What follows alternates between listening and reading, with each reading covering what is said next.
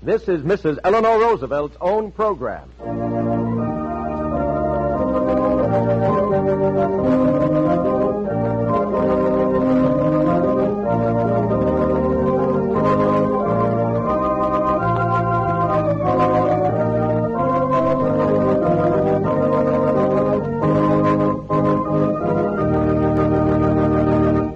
The time is here. The curtain rises, ladies and gentlemen, on the first of a series of radio visits with Mrs. Eleanor Roosevelt. In these informal chats, Mrs. Roosevelt will discuss, in the light of her own rich experience, topics of especial interest to American women. These programs will be presented every Tuesday and Thursday by the makers of Sweetheart Soap, one of America's oldest and best-liked toilet soaps. And now we take you to Washington, D.C. Ladies and gentlemen, Mrs. Eleanor Roosevelt. Good day, ladies and gentlemen.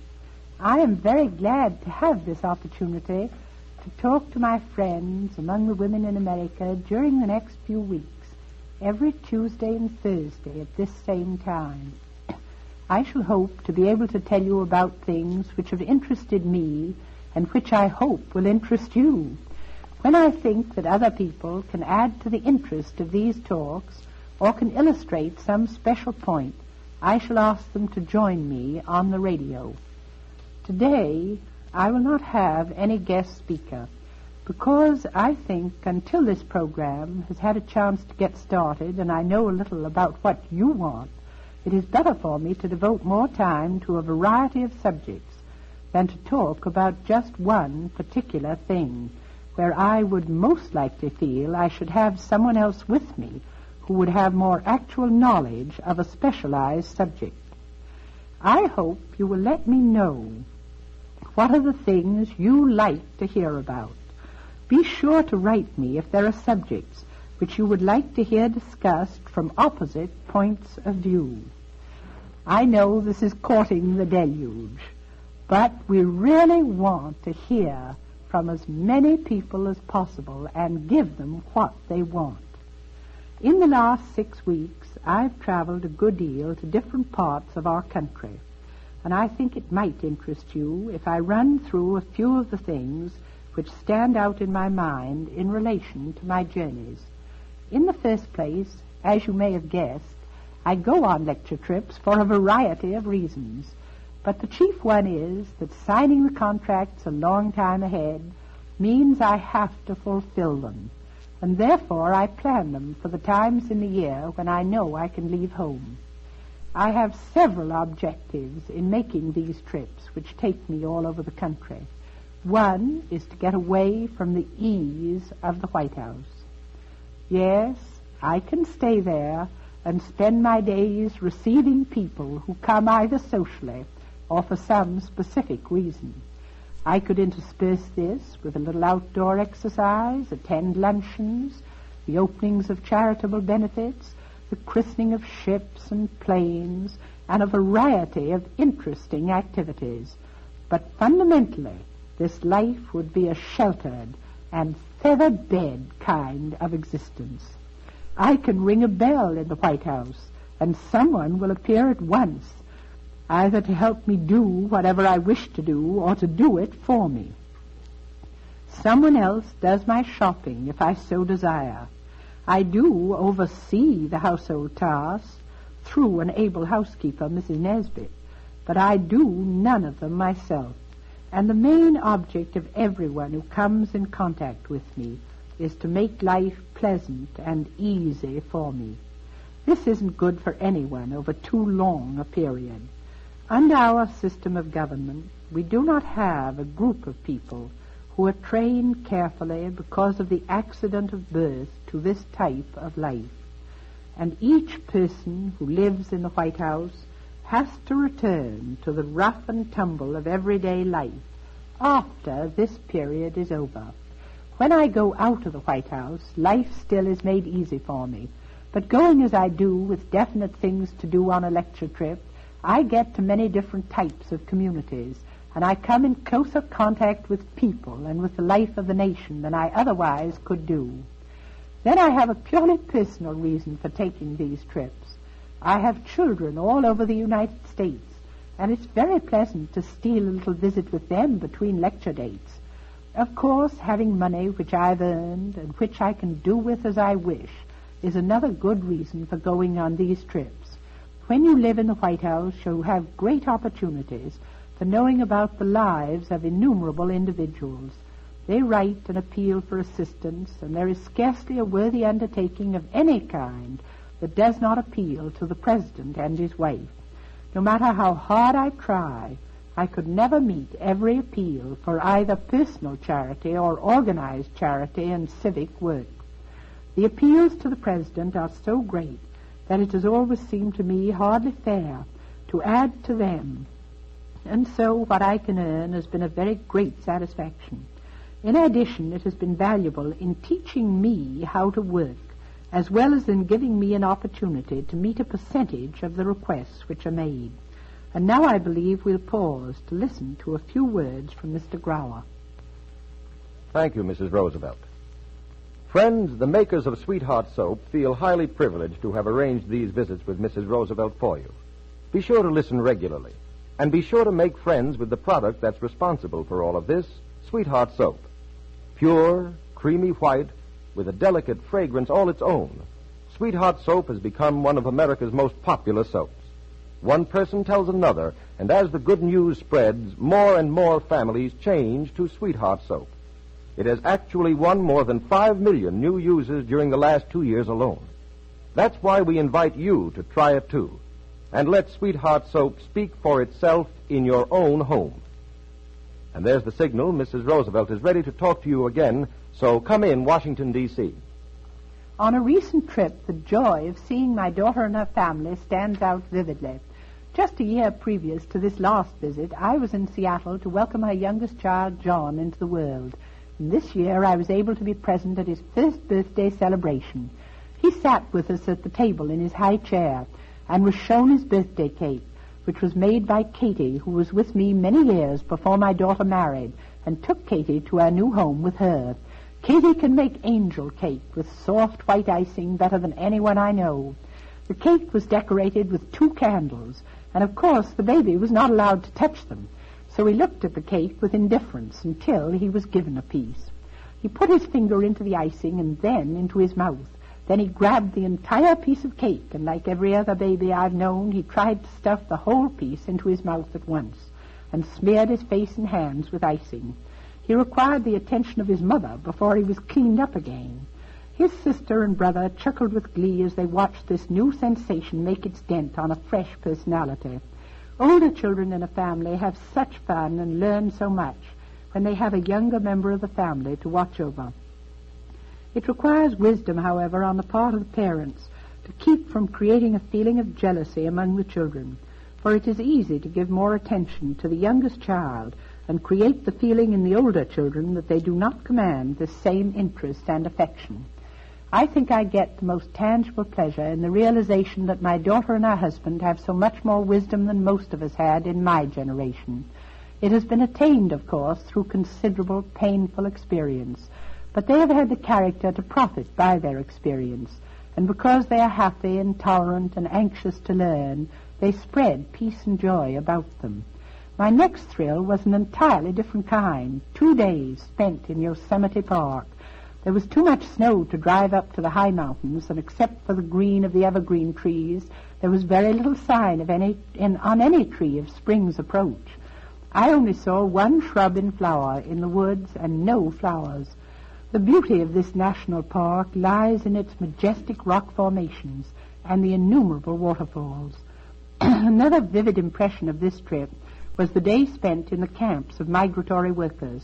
I have a great admiration for human beings who will not be downed by fate, human beings who are trying to live up to standards which they've set for themselves, no matter what the surrounding circumstances may be. In the government camps for migratory workers, one particular point seemed to me of great importance, namely that the democratic processes of life were being so carefully stressed. Each unit elects its own members of the committee, and this committee sits as a governing board for the camp and makes the rules under which the camp lives, sees to it that inspections are made and order kept. This is really good practical training in democracy, and a fine lesson to the young people as well as to their elders in what it means to take part in the life of the community when you live on a democratic basis. Then the personal joy of a glimpse before I left California of our eldest son. The visit with him was not really long enough to be very satisfactory, but it is always heartwarming to have even a few hours with those you love. I spoke in many places where young people either arranged for the lecture or were present in the audience in fairly large numbers, and their faces as individuals and as groups stand out before me. No weaklings, this younger generation. Just as much courage and hope and determination in those faces as in the faces I remember in the other generations which I have seen grow up about me. Occasionally there is bewilderment or worry in their expressions, but we still see in the youth of today an absolute faith in their own ability to work out our destinies.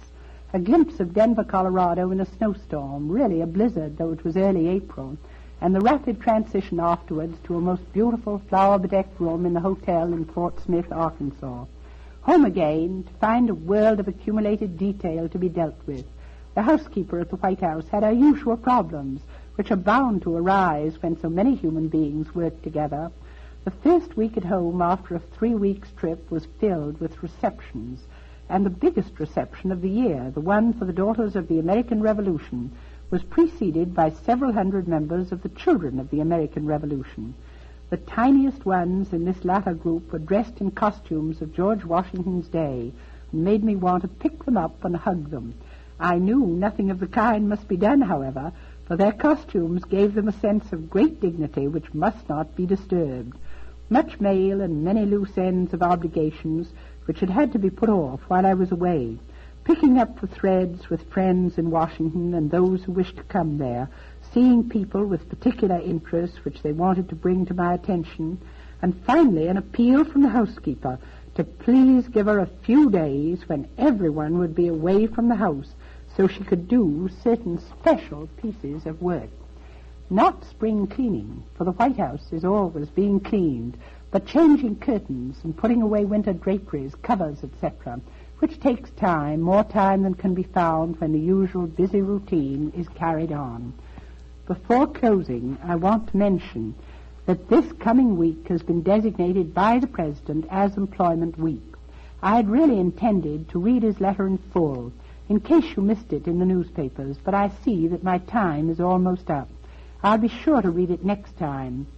And meanwhile, I will close with the hope that every woman will cooperate to the fullest extent in making the week beginning May 1st a successful National Employment Week.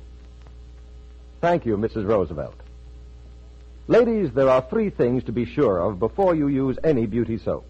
1, is it pure? Will it agree with your skin? 2, does it cleanse thoroughly so it removes grime and old makeup completely? 3, is its fragrance fine and delicate, a perfume you can really like?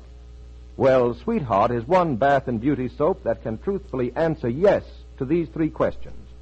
Since 1890, more and more careful shoppers have chosen Sweetheart soap for its purity, its wonderful thoroughness, its lovely, mild fragrance. In the last 2 years alone, more than 5 million people changed to Sweetheart soap. We invite you to try it, too.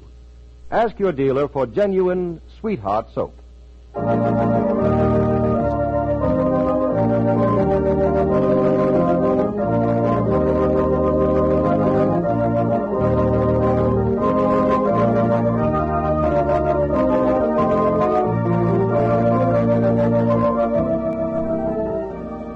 Mrs. Eleanor Roosevelt comes to call again next Thursday at this same time, and the makers of Sweetheart Soap invite you to be her hostess.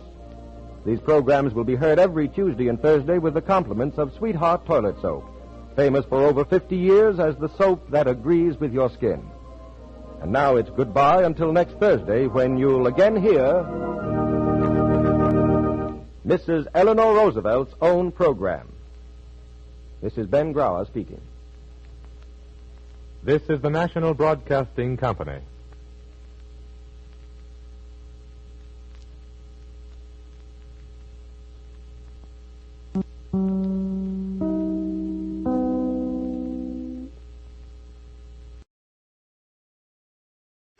This is Mrs. Eleanor Roosevelt's own program.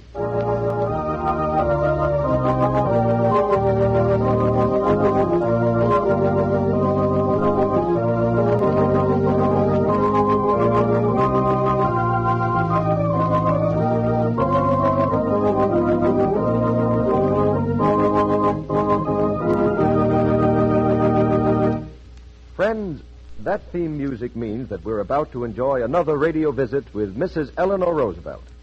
Your distinguished visitor comes to you each Tuesday and Thursday at this same time, presented by the makers of Sweetheart Soap, a favorite American beauty soap since the days of the gay 90s. Mrs. Roosevelt just arrived here at our NBC studios from Washington, D.C. for her regular Thursday appointment with you. She's coming over to the microphone now. Ladies and gentlemen, Mrs. Eleanor Roosevelt. Good day, ladies and gentlemen. When I left you last Tuesday, I went over to the Girl Scout practice house to celebrate the opening of Better Housing Week. This occasion every year reminds us that we're all interested in improving our homes, and these girls from 10 to 14 years old who served and cooked our lunch are going to be better able to do all that should be done in the homes of the future. Now, what I said the other day about life in the White House being sheltered has brought me an inquiry which I'm going to try to answer today, as I hope to try to answer all your inquiries. What is it that makes life in the White House sheltered?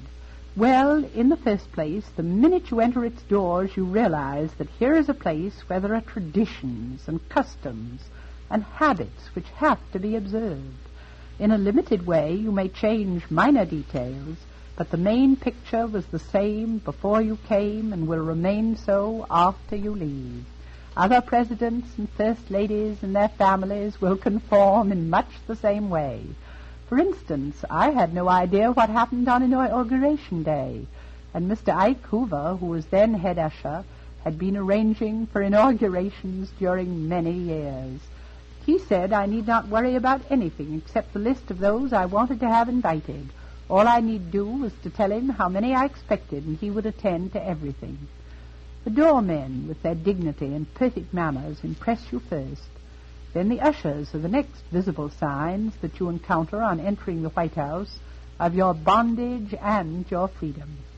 Bondage, in that they are so well trained, they will always hurry to do all the little things, such as announcing you before you enter a room, being on hand in the morning to greet you if you come home by an early train, or staying late to see you off at night, arranging your trips and having your tickets ready to put into your pocketbook as you leave. Where again will you ever have so much attention and kindly consideration? Freedom, in that there is so much less for you to do yourself, that all your wishes seem to be made possible by magic. Nevertheless, you must be introduced before you go into a room, and you must live up to the standards, just as any other first ladies have done and will do. I did take a stand with Mr. Ike Hoover that I would run the elevator myself, but I think it grieved him very much.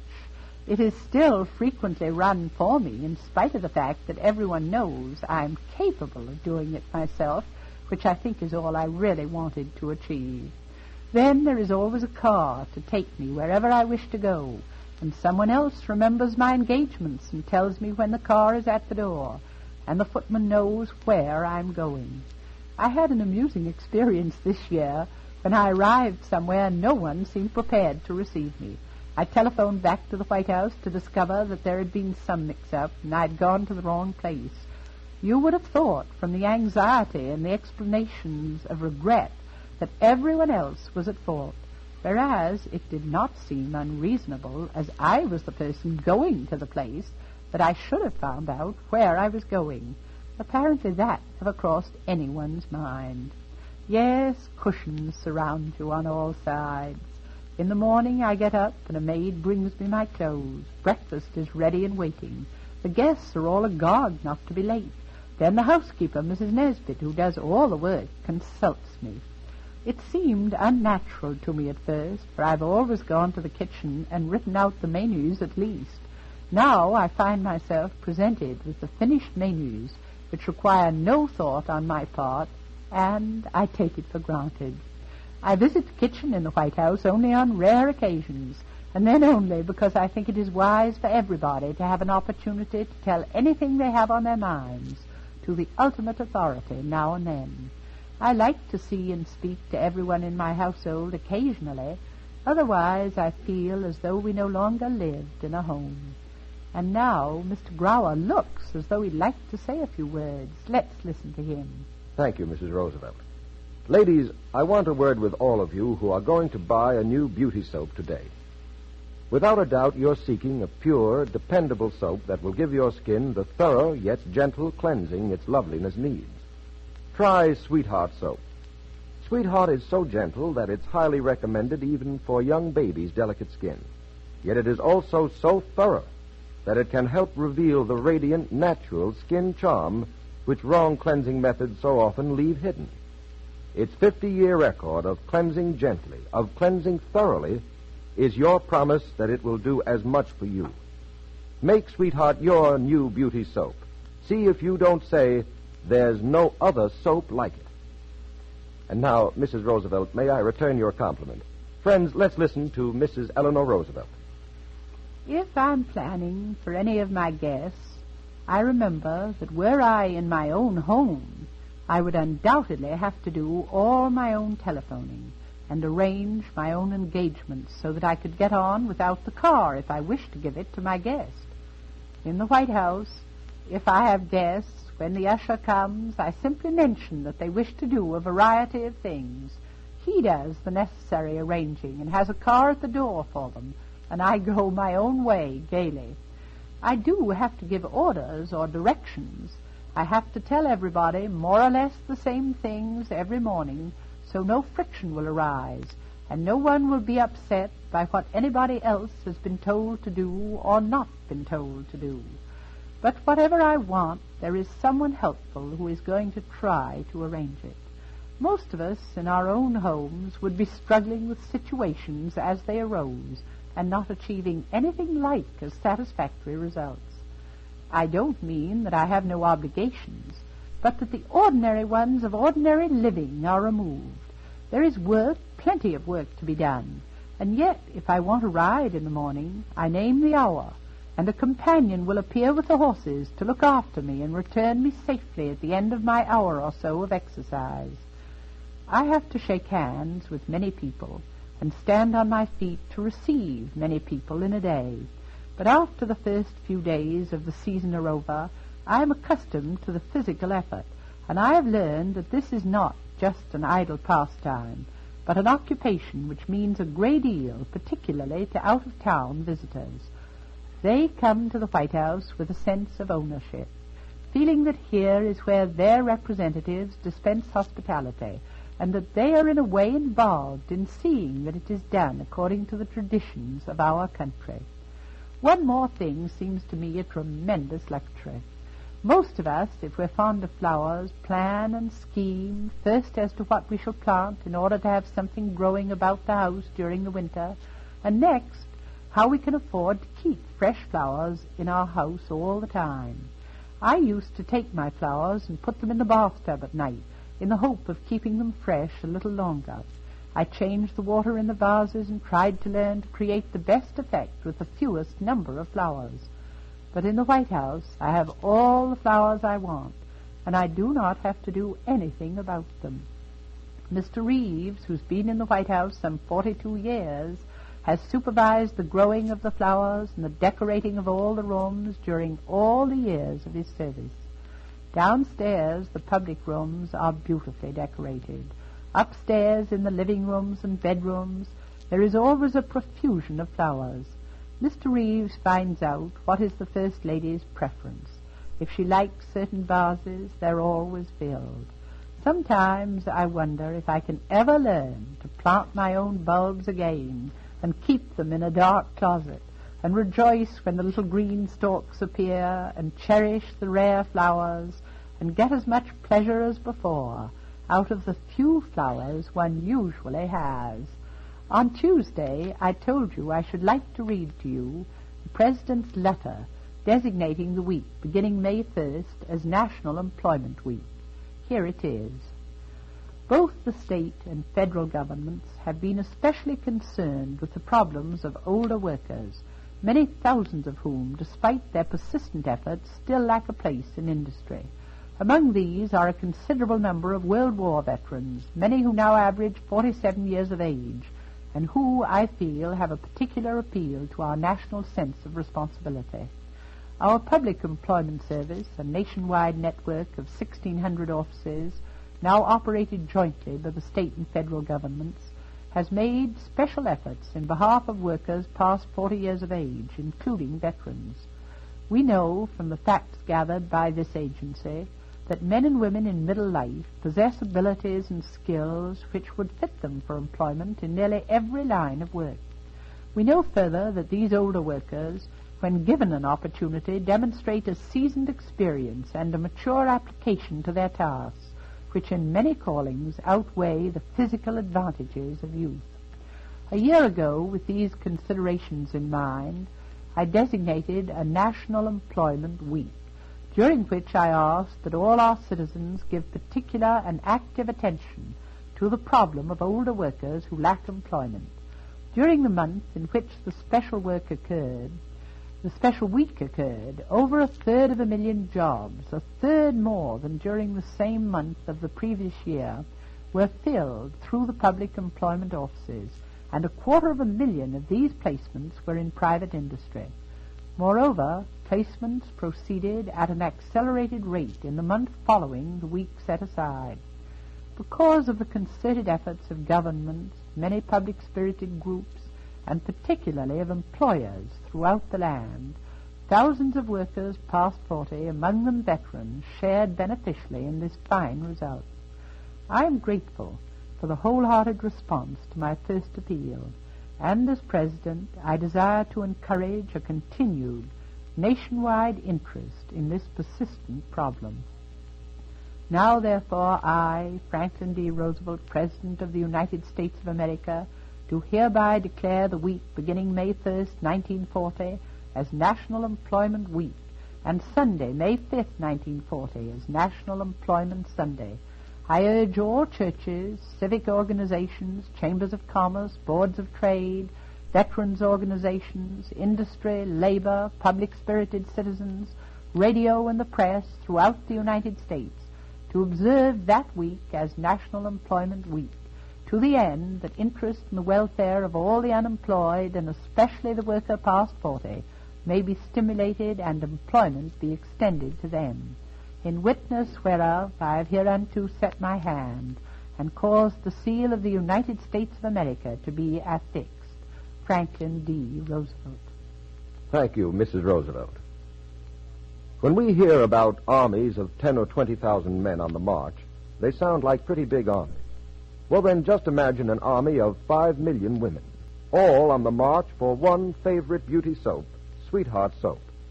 Friends, that's the latest amazing figure on this nationwide trend. Over 5 million folks have changed to Sweetheart Soap in the last 2 years alone.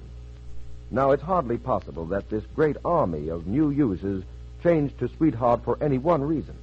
Some seek purity and mildness. Others want a really fine fragrance, or an abundance of quick-cleansing lather above all else. But the dramatic fact remains. Over 5 million people found what they wanted when they discovered Sweetheart Soap. Will you try it soon?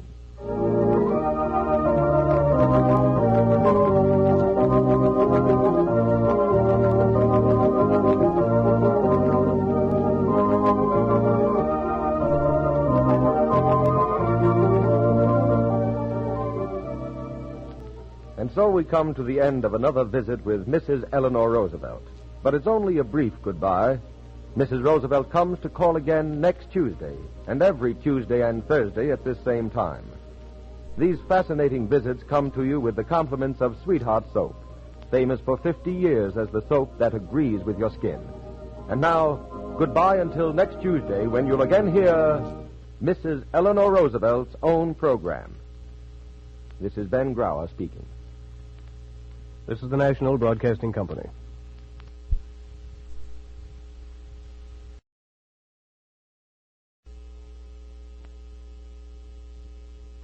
This is Mrs. Eleanor Roosevelt's own program.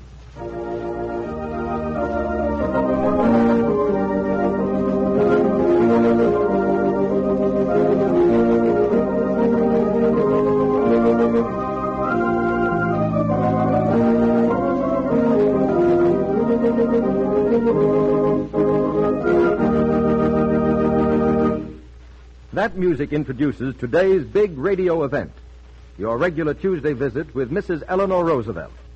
Today and every Tuesday and Thursday, Mrs. Roosevelt brings you topics of keen interest to American women, which she will discuss in her own friendly, informal way.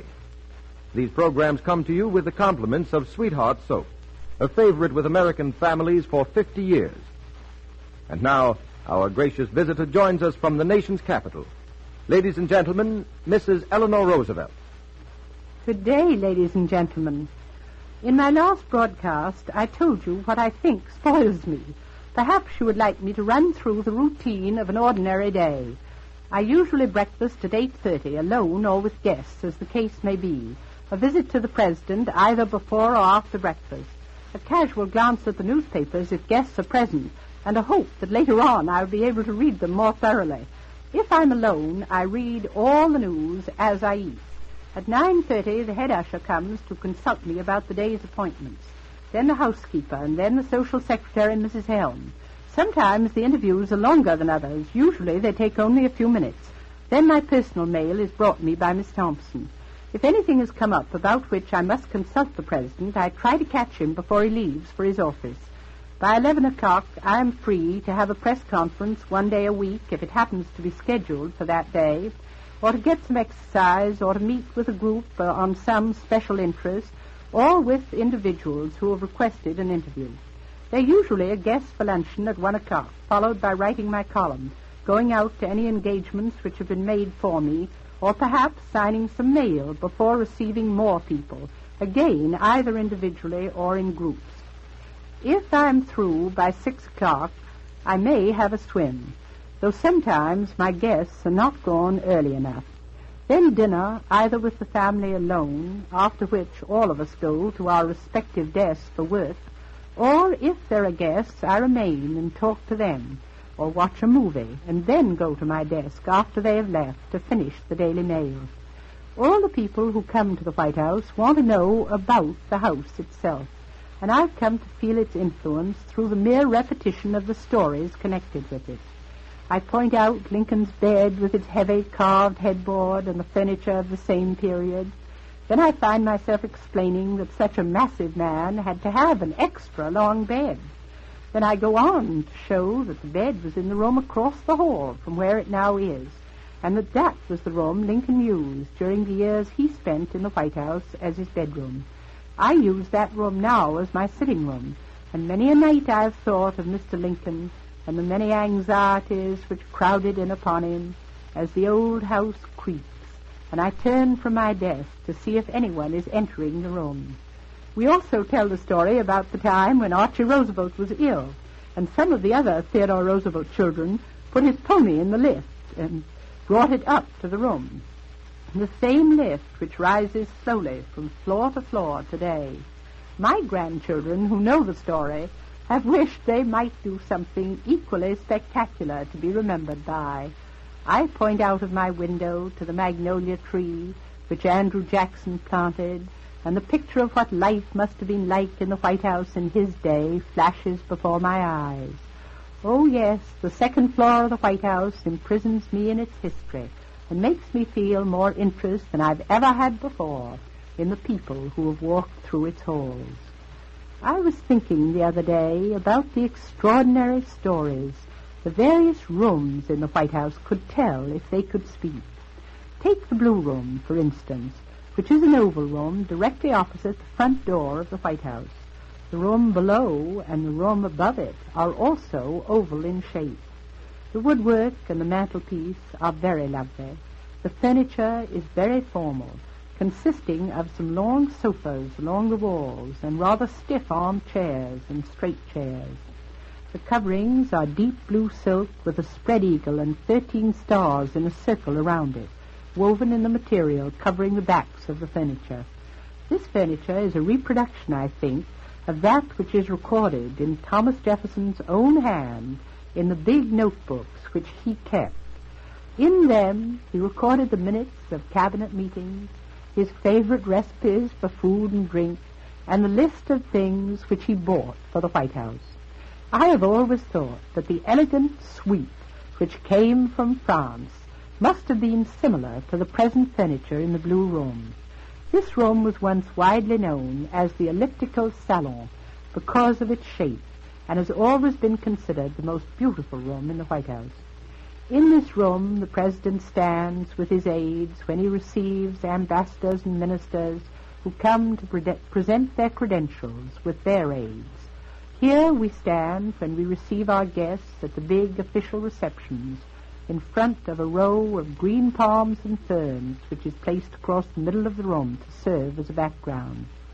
Here I have received the daughters of the American Revolution, frequently groups of young people who come down from their schools in the spring and who have some special claim on me are assembled here so I can greet them. And now, before I go on, let's listen to what Mr. Grauer has to tell us. I'll be less than a minute, Mrs. Roosevelt. Friends, how many people live in your town? 10,000, 50,000, 1,000,000 perhaps?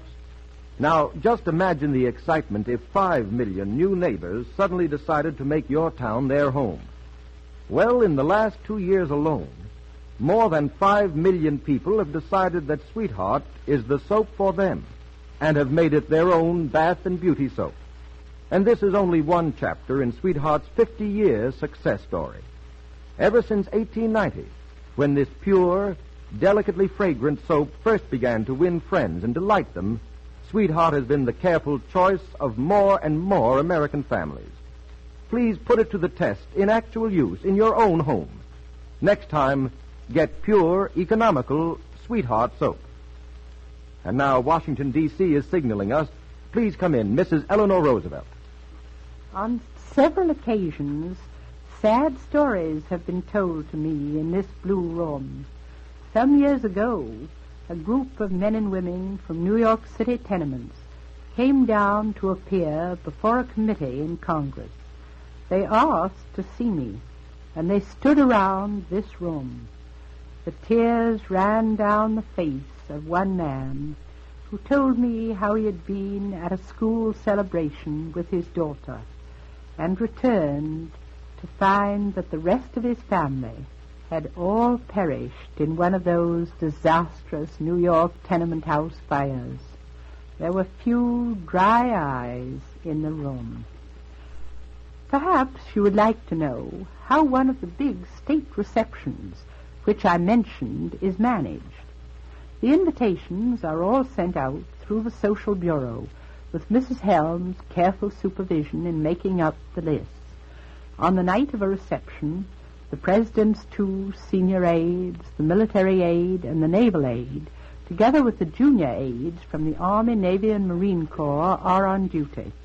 Cards of admission are given to each guest, and the entrance which the guest is to use is printed on this card.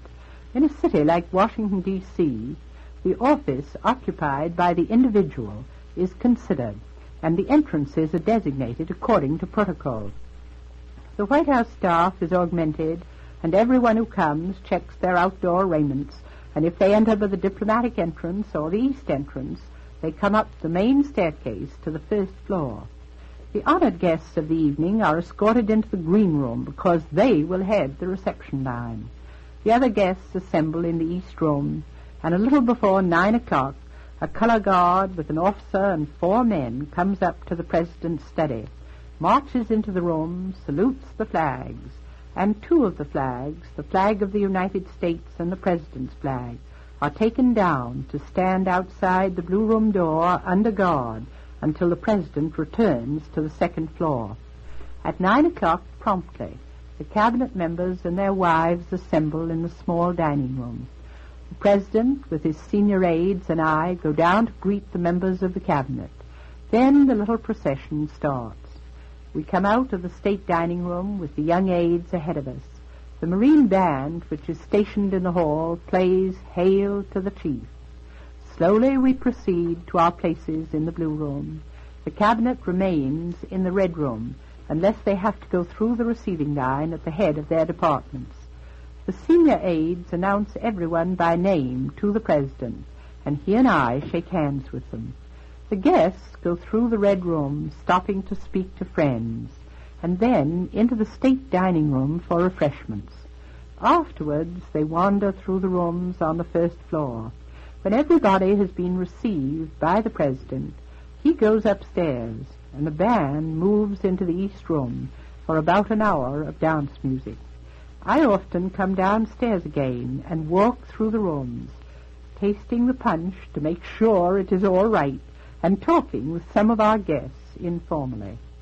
Guests at informal dinner parties are gathered in the red room and greeted by their hosts before dinner. At the formal state dinners, the guests are arranged according to rank around the east room. They are greeted by the president and then proceed into the state dining room. Guests at the White House are expected to arrive a little ahead of the appointed hour for any engagement. This is a little hard on people from other places who are accustomed to arrive late at dinner parties, especially young people. The president is never supposed to be kept waiting, however, not even by his own family, and that is sometimes a bit hard on the family, but very good discipline. After the formal dinners, there is a musical, and the gentlemen join the ladies in the red room and escort their dinner partners to the east room, where the entertainment is given. The president and I greet the additional few hundred guests who are invited to the musical. At the close of the entertainment, the president goes to the second floor. I usually stay to say good night to our guests, and then go to the little dining room for a last word of gratitude to the artists who have entertained us, and who have supper after the musical, because they do not like to eat before singing or playing or dancing. Then I, too, go upstairs to the quiet of the second floor, and lo and behold, it is nearly midnight. I find the president either engrossed in one of his hobbies, stamps, or more frequently nowadays, reading some late memoranda which has come over from one of the departments. I hope this gives you an idea of some of the things which go on in the White House because of the questions concerning the details of the life in the White House. If any of you want more details about special occasions, I hope you'll write me, and I will do my best to describe them for you. Thank you, Mrs. Roosevelt. Ladies, in some Oriental countries, the women have to wear veils that hide their pretty faces whenever they go outdoors. But nobody wants American women to do such a thing. So why let a dull veil of clinging surface impurities hide your naturally clean, fresh skin? Get pure, mild, sweetheart soap to help remove that dull veil and thus reveal more natural complexion charm. Unlike cleansing methods that often just slide over obstinate dirt and leave it on your skin to dim your good looks, Sweetheart soap removes dirt thoroughly. It's merciless to dirt, yet its famous purity makes it kind to your skin, thorough and gentle. That's the grand beauty cleansing combination you get with Sweetheart soap. Please try it very soon.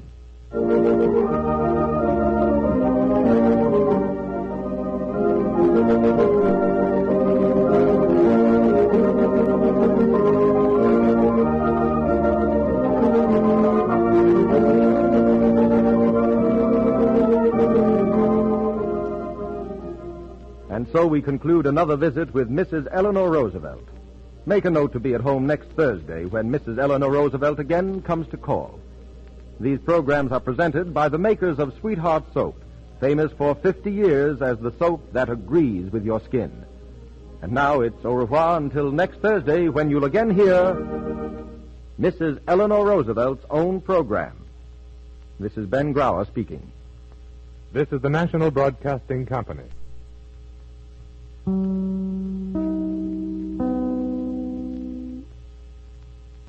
This is Mrs. Eleanor Roosevelt's own program.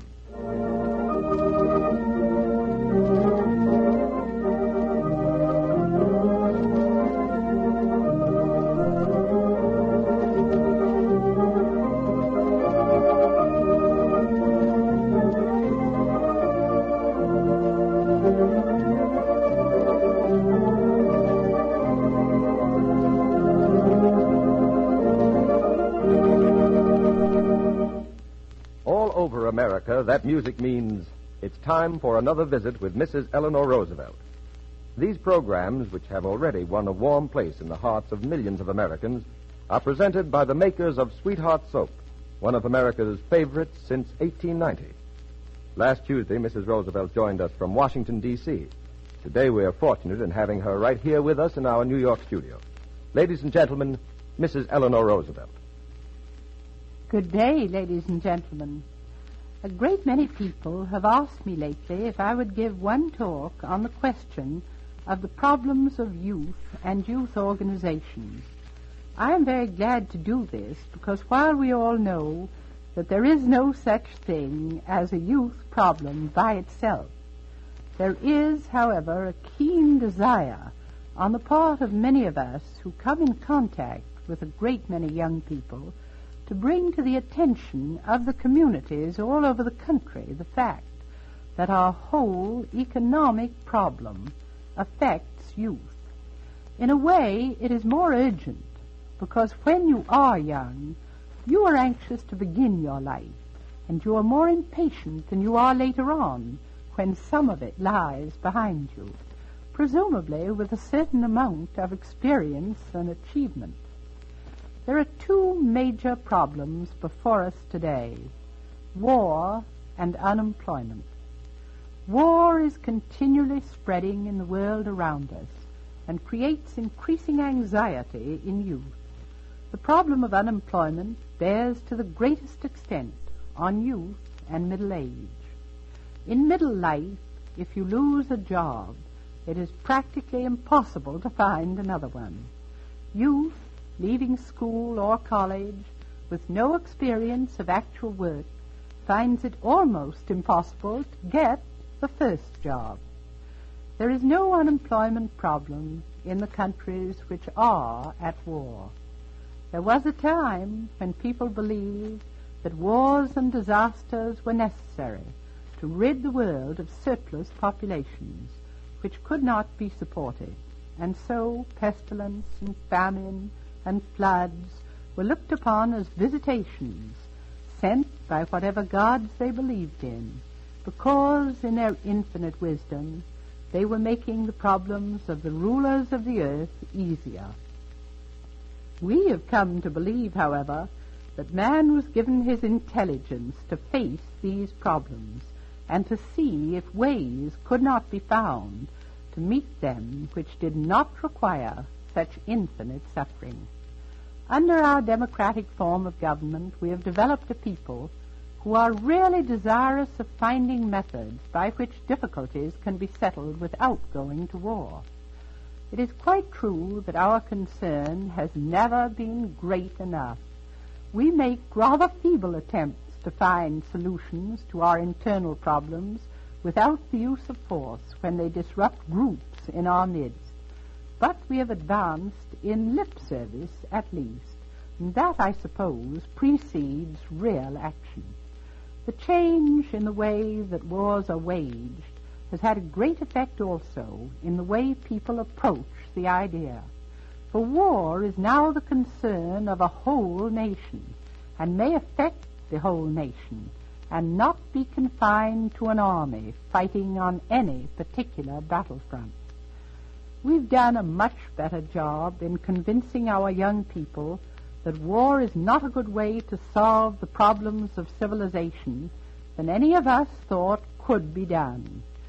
But this has been more successful in the countries where there is more personal liberty. And of course, war, when it actually comes, does away with personal liberties very rapidly. Today, even in France and England, they are doing some things which remind one of the totalitarian governments now existing in other European countries. It is not surprising to find that young people are deeply confused by the whole world outlook.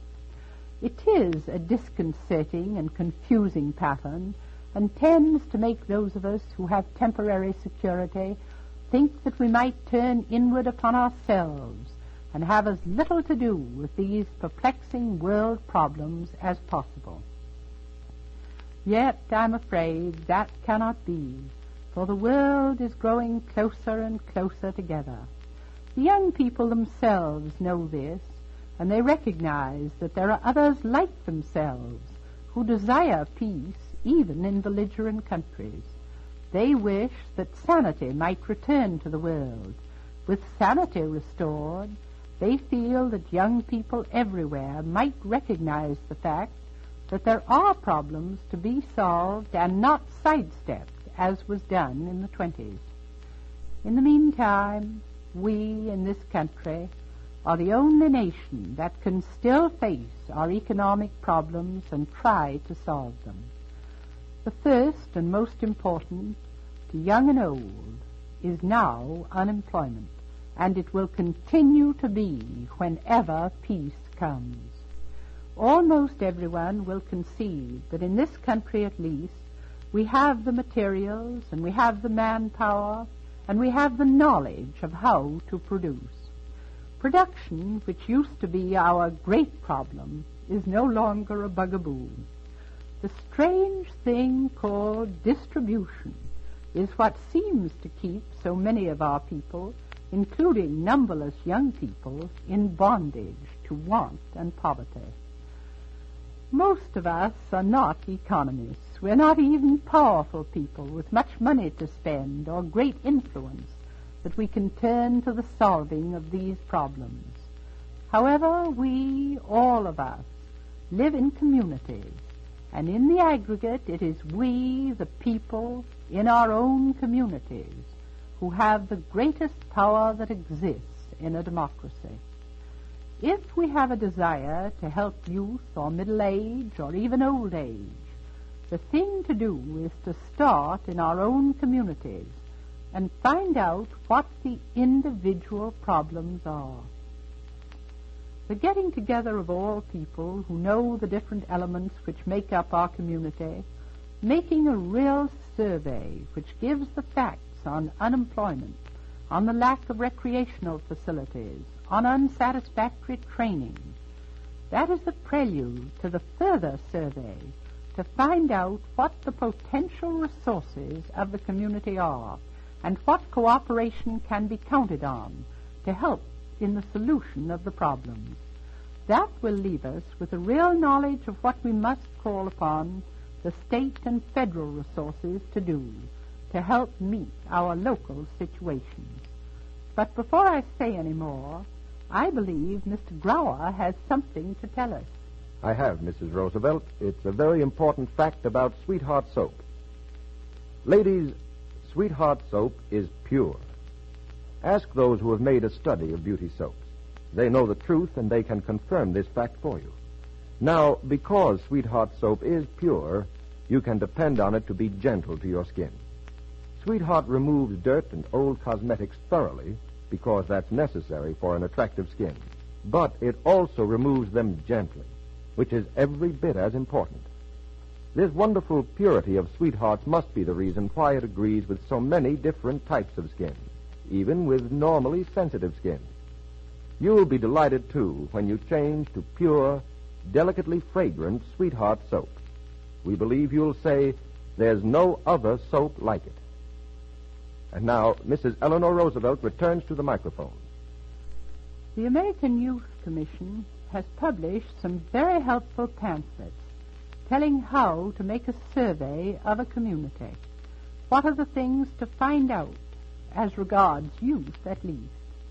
I feel quite sure that we can find out in the same way about middle age and old age.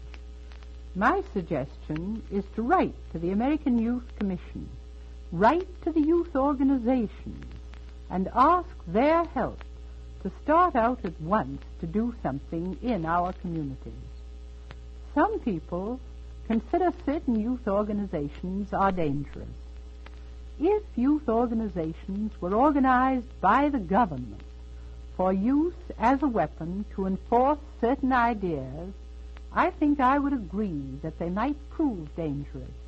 For we know today that both Hitler and Stalin depend largely on youth for the enforcement of their regimes.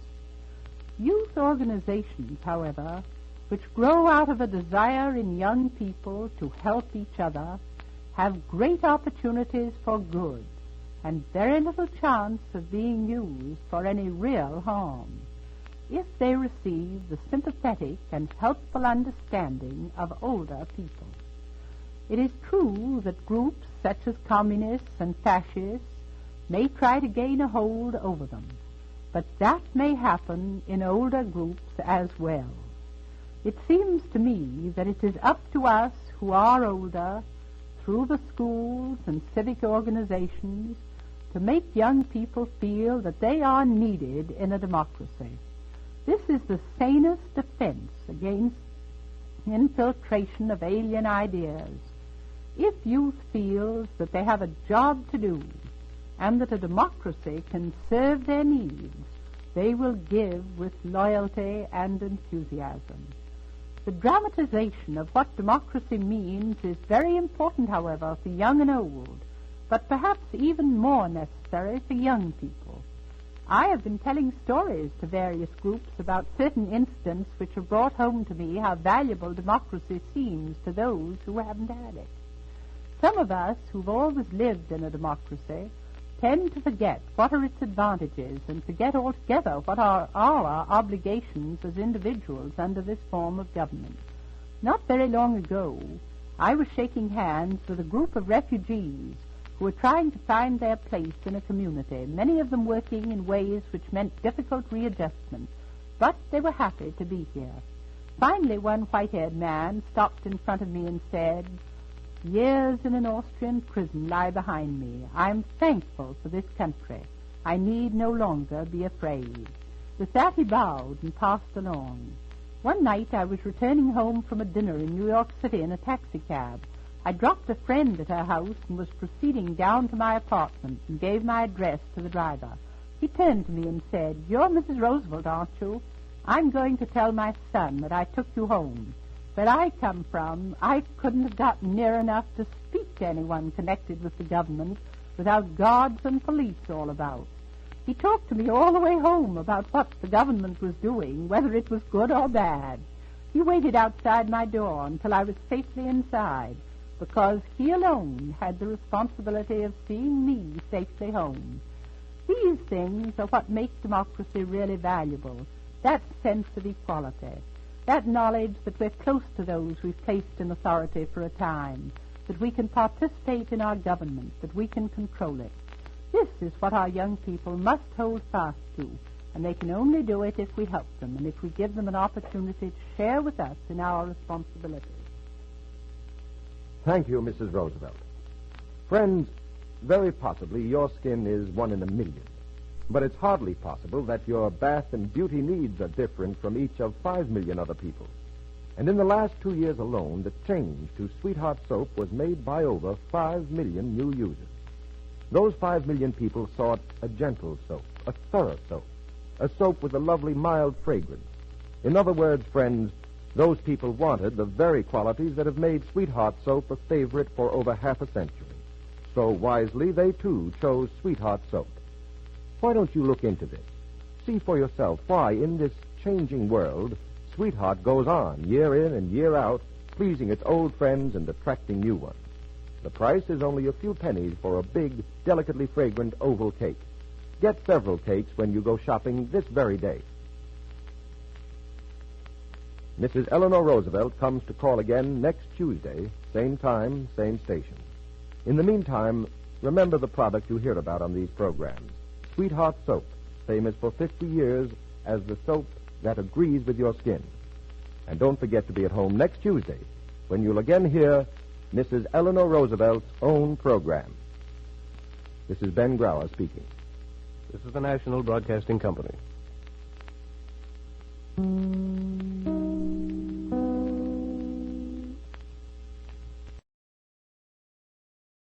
This is Mrs. Eleanor Roosevelt's own program, presented by Sweetheart Soap.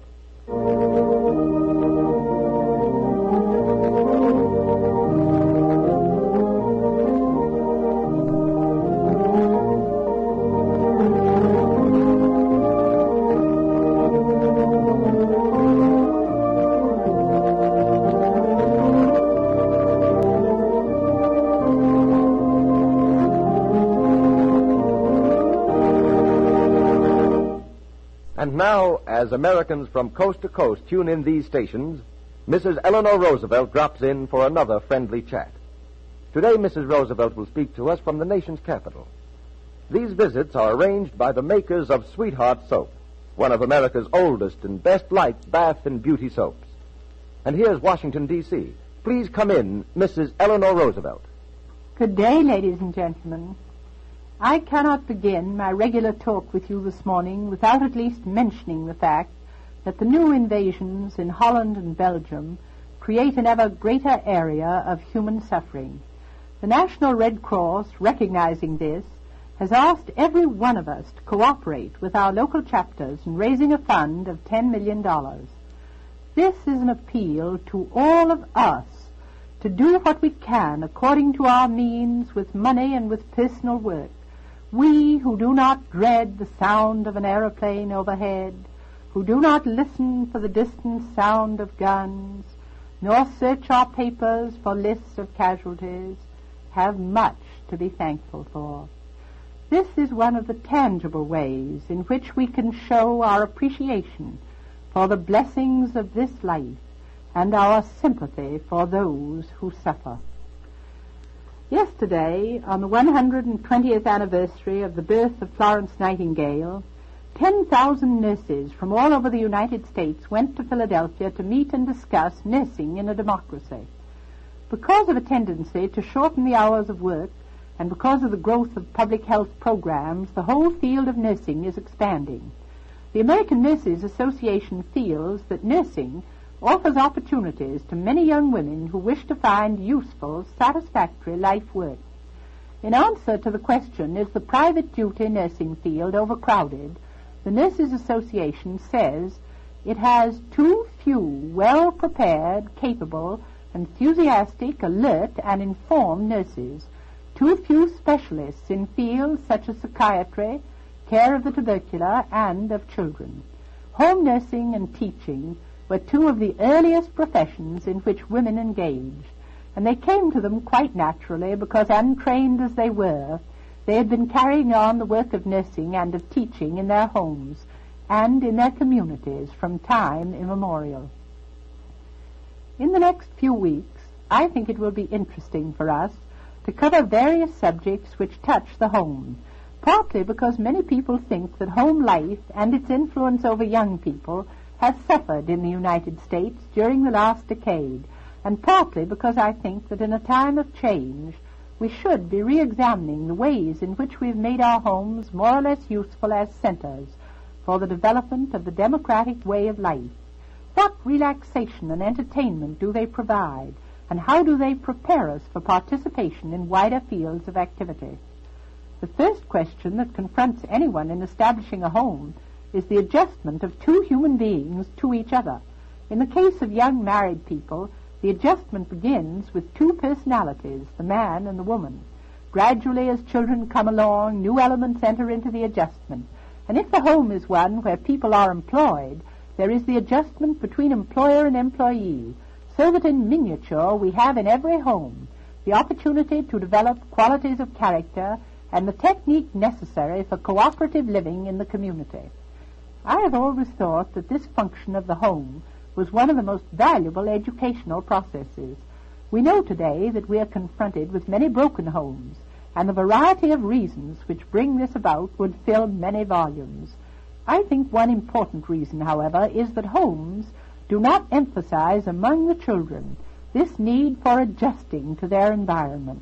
Therefore, they are unprepared when they have to start the cycle over again for themselves, and have no pattern or technique on which to base their first efforts of cooperation and the first experiment of understanding between themselves and the other members of the household.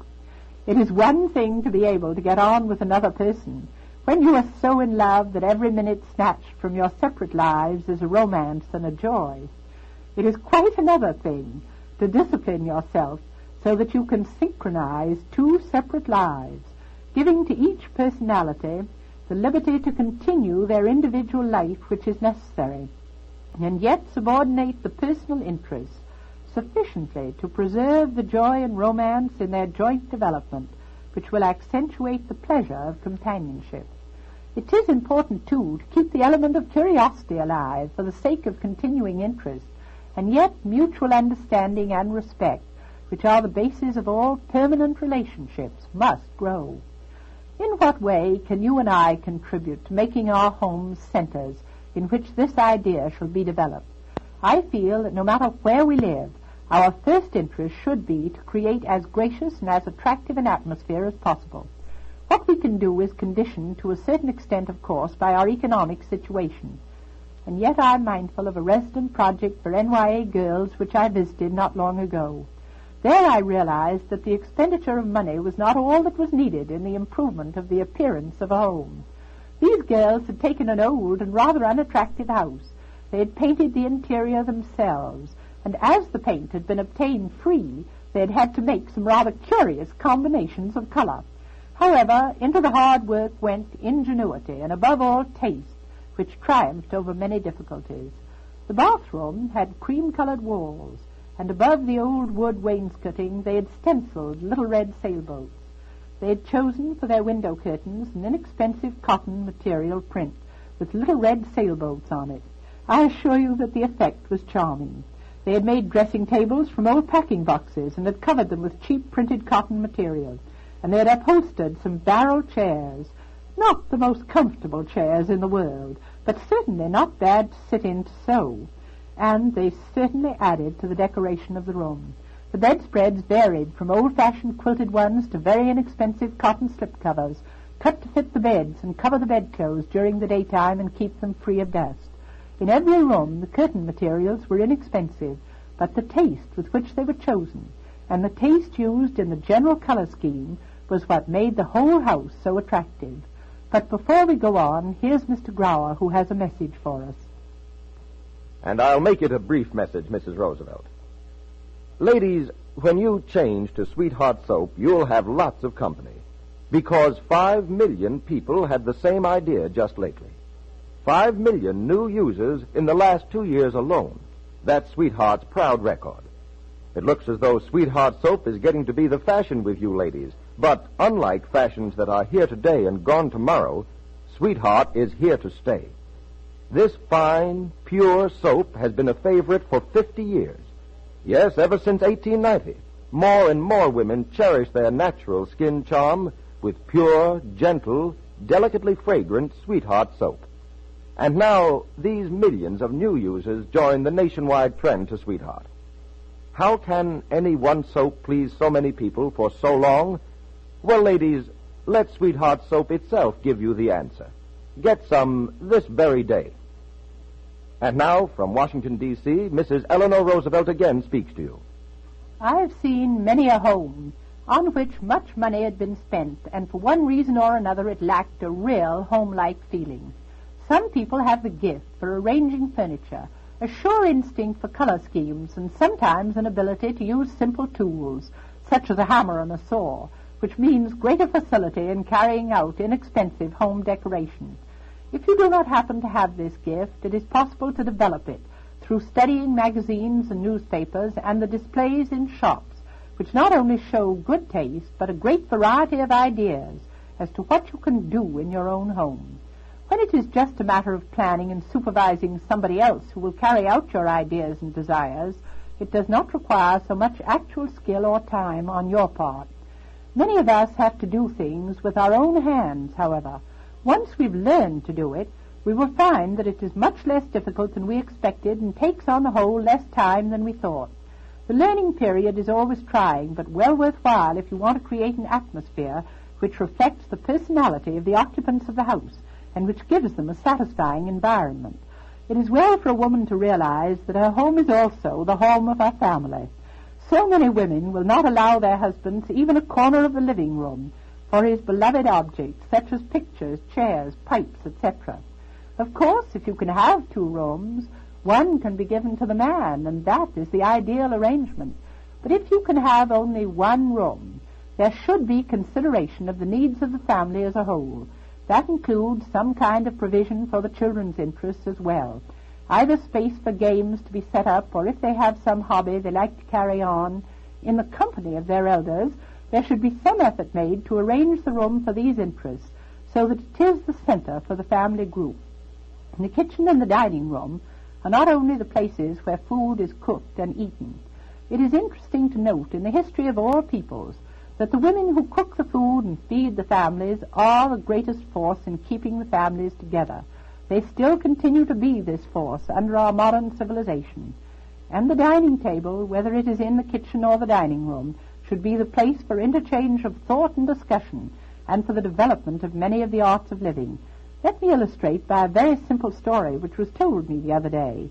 A friend of mine had gone through some very hard times, and the ritual of the family life had more or less fallen apart. There was so little to eat that it seemed foolish to sit around a table. Then things became better, and the rehabilitation began. The first money to be spent for anything but the sheer necessities of life was used to purchase a gay set of linens for the table, some cheap but colorful china and glassware. They sat down again to a family meal. They told me that the effect was immediately noticeable in the family manners of young and old and in the conversation. It may seem foolish to worry whether you have any flowers for your table, but I've seen a bowl of daffodils change the spirit of the family group. This ritual of eating is one of the oldest in the pattern of family life. We should remember that it has a greater significance than mere routine. What is said at the family table may have a meaning in the development of peace and civilized living. Curiosity awakened there in a variety of subjects may mean for the children an interest in learning as against a rather drab acquisition of knowledge. The old adage that the way to a man's heart is through his stomach is not the only one which should have been taught to all of us in our youth. For good cooking has much to do with the activity of the mind. No woman need feel that her interest in the arts of the home is an interest to be ashamed of. For running a home well takes as much capacity as running a business and should be approached with a professional attitude. Many women today have learned that they can get valuable information from their state extension services and from the Home Economics Bureau in the United States Department of Agriculture.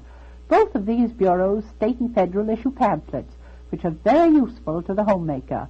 On Thursday we will take up some of the things which we will find valuable in building our home life. I know our listeners join me in saying thank you, Mrs. Roosevelt. And now, ladies, let's take a look at this business of beauty. The latest fashion in complexions is natural glamour, that freshly scrubbed look. This calls for soap and water, but above all, a really pure soap. Choose Sweetheart soap because you're sure it's pure. Its wonderful purity means Sweetheart soap is as gentle as it is thorough. That's how it can clean away stubborn surface impurities, reveal more natural loveliness, and help skin stay soft and smooth besides. It's why Sweetheart is highly recommended even for young babies' tender skin. Indeed, many a grown-up glamour girl thanks Sweetheart soap from the cradle for her naturally lovely complexion. Why don't you try Sweetheart soap very soon?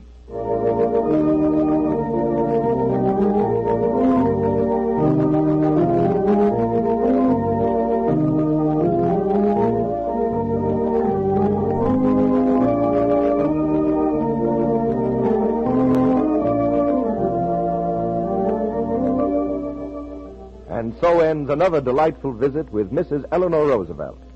Mrs. Roosevelt's friends all over the nation will hear her again next Thursday, same time, same stations. The makers of Sweetheart Soap, famous for 50 years as the soap that agrees with your skin, invite you to be with us next Thursday when you'll again hear Mrs. Eleanor Roosevelt's own program. This is Ben Grauer speaking. This is the National Broadcasting Company.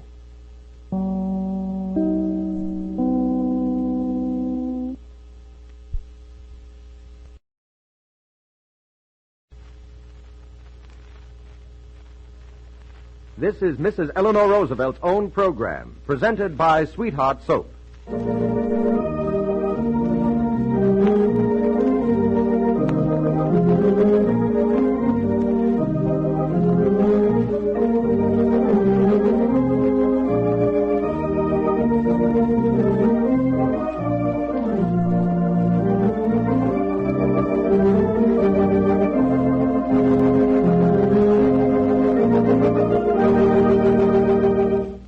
And so begins another visit with Mrs. Eleanor Roosevelt. These informal chats with one of the world's most admired women come to you with the compliments of Sweetheart Soap, one of America's fastest-growing bath and beauty soaps. And now, in Washington, D.C., our distinguished guest takes her place at the microphone. Ladies and gentlemen, Mrs. Eleanor Roosevelt. Good day, ladies and gentlemen. It seems impossible these days to go about one's business in the same everyday manner. The sky, even if the sun shines, is filled for many people with portents of disaster. We wake in the night with a dream of something unbelievable which hides just around the corner. What we have considered civilization seems to be crumbling around us. We are the oases where the traveler seeks repose, refreshment, perhaps even the water which will bring him back to life. To be the guardians of civilization is a heavy responsibility. We must wait day by day with a firm determination that here at least we will make democracy work. We will give the best that is in us to preserve the freedom of the individual and the ideals which have been and still are the foundation of our nation. We are going back today to the home arts which we were talking about on Tuesday. In my travels around the country, and from the many people I see, I am happy to learn that increasingly girls are being taught through school programs and the youth-serving agencies that the home arts are valuable, even when the girls are trying to fit themselves to earn a living in a professional way. Every girl should learn to cook. Every girl should learn to sew. I know that some of my granddaughters who much prefer to play with the boys and do outdoor things will think this is very poor advice. Nevertheless, their mothers will agree with me. Of that I am sure. I was interested to read an account giving the number of girls and even older women who had learned to sew for the first time, either by hand or by machine, on WPA and NYA sewing projects. It is true that the art of making clothes for the family, which our great-grandmothers practiced as a matter of course in the home, beginning with the carding and spinning of the wool and cotton, going on to the weaving of the material and ending with the making of the garment, is an industry which to a great extent has walked out of our homes and been taken over by large manufacturing firms. There are still many advantages, however, in being able to use a needle or to run a sewing machine. You will find that even ready-made clothes need some alteration and can occasionally be made much more attractive if you add some personal touch. You can make many things for your own home, which would cost you much more if you bought them ready-made. And you will find that if you cannot take a full-time job because of some responsibility that keeps you at home, you can earn some money on the side in your community by developing a service with your needle. I know one young girl who has not only made money for herself, but who now employs several other people in making slipcovers. I know another girl who has developed a mending service and does not only her own family mending, but that of many other people as well. We have a story in my husband's family about one of his great-grandmothers who not only brought up a family of 8 children, but who at various intervals housed and fed and clothed and sent through school and college several boys who for one reason or another seemed to have a claim on her interest. she combined her darning, which was done for this large family and 2 of her neighbors' daughters who lived with her to learn the art of housekeeping, with the reading aloud by her husband of such well-known writers of the day as Ralph Waldo Emerson and Charles Dickens. Reading aloud is almost a lost art, and yet there is tremendous enjoyment in sharing the books that you care about with people who have similar tastes, who may bring out by their comments some points of view or some thought which you yourself have missed. Much poetry should be read aloud, for the beauty of poetry is often enhanced by the actual rhythm and sound, which can only be fully enjoyed when it is spoken as well as read. I often think that one of the things we miss today in our homes is the old-fashioned custom of family prayers. Not so much because of the prayers that were said, because they can be said as effectively alone, but because it was almost always a period when either the head of the family or each member of the family in turn read aloud a portion of Scripture. There is nothing which educates one's taste in literature as much as reading the Old and New Testaments. Well, I've wandered far from my original text of the value of being able to sew, but it shows that a variety of things are tied together when you begin to talk about home arts. There is another art which we have allowed to slip out of the home, and which we should bring back to a great extent, namely the art of home recreation. The old games, the charades, the singing round the piano, left something unforgettable in the minds of the older generation, which tied them to certain rooms and certain people. You can never feel the same way about a movie theater or a dance hall. Though the radio is said to have increased the amount of time which people spend at home, I am not sure that it has increased the sense of companionship and joint participation in some recreational activities. But before I continue, here's someone else with something to tell us. Let's listen to Mr. Grower. I'll just borrow the microphone, Mrs. Roosevelt, and give it right back to you. Ladies, sometime today or tomorrow, soon anyway, you're going to buy a beauty soap. Well, suppose you find 50 people lined up at the soap counter, all asking for Sweetheart soap. You'll be inclined to try it too, won't you? But, friends, it isn't 50 people or 500 or even 5,000. It's 5 million people who've recently joined the nationwide trend to Sweetheart soap. 5 million new users during the last 2 years alone. You certainly should look into this tremendous, dramatic upswing in the nation's demand for Sweetheart soap. Maybe you've been missing something. Perhaps pure, delicately fragrant Sweetheart soap can give you more pleasure, can even help your skin look lovelier. Ladies, you'll know when you yourself change to Sweetheart soap. And now I return the microphone to our gracious speaker at Washington, D.C., Mrs. Eleanor Roosevelt. Many young people today are being taught the arts of the home in NYA projects. And in one of these projects, there was something which was being done which struck me as a valuable service, which many of us might follow out in our efforts to create successful homes. Most people hope someday to own their own home and have at least a small plot of ground around it. This is a hope, even when one is actually living in an apartment. These girls on this particular NYA project were being taught how to garden as an adjunct to the creation of a home. They were planning a combination flower and vegetable garden, which is a good idea, for there is no reason why a vegetable garden should not be attractive as well as useful.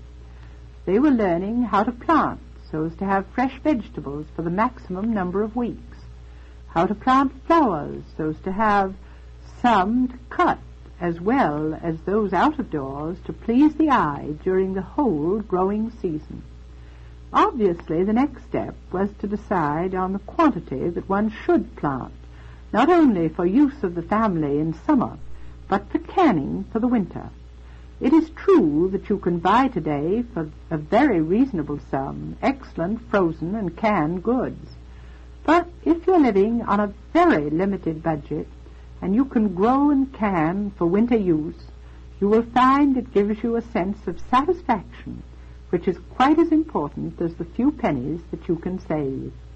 The pride with which you will say that you grew and canned last summer the things you served in winter will be as great as the pride I've always felt lay behind the story of a successful man who asked his guests at a luncheon given in an exclusive club whether they would have milk from his own farm or champagne to drink, adding that the cost of either was about the same. We have a favorite story in our family, and whenever my husband impresses us with the extent of his knowledge to the point that all the rest of us have an inferiority complex, we bring it out to remind him that once upon a time he was, on some subjects, as ignorant as we are on many questions today. This particular tale has to do with a speech which my husband made on our honeymoon, so you can see it was many years ago when he was very young. I was invited to open a bazaar in Scotland, largely attended by the local crofters or farmers. In those days I was unable to say 3 words to a gathering of any size, so he had to come to my rescue and take my place. He solemnly told the people, who rarely had milk or cream, that it added greatly to the value and taste of vegetables if they were cooked in cream. I think much of the advice which we give on homemaking to young people is given with as little knowledge of their problems as was that advice to the Scotch crofters. I know in my own case that if someone had told me how important it was to really be able to practice these home arts myself, it would have been of great value. As it was, I grew up a fairly impractical young woman who spent many years gaining confidence in her own ability to cope with the making of a home. And I think this confidence is something that every young boy and girl should have as part of their preparation for living. Without it, the rapid adjustment and stability of home life is made much more difficult. Thank you very much, Mrs. Roosevelt. Ladies, I believe it's safe to say that most of you actually have a lovely complexion. Oh, I'll grant you that it may not always look lovely, and that's where Sweetheart Soap comes in. You see, your pretty skin is forever collecting dust and fine grime. The air is full of it. Now, these surface impurities are stubborn. They cling. Ordinary cleansing methods often fail to remove these beauty spoilers and leave them on your skin. Result, a dull, lifeless mask that hides your greatest charm, your naturally clean, radiant complexion. Sweetheart Soap can help remove that hostile mask, ladies, because Sweetheart cleanses thoroughly. Dirt can't resist it, not even the obstinate, clinging kind that may be dimming your good looks this very minute. Get gentle, thorough Sweetheart Soap without delay, and see if your own mirror doesn't tell you there's no other soap like it.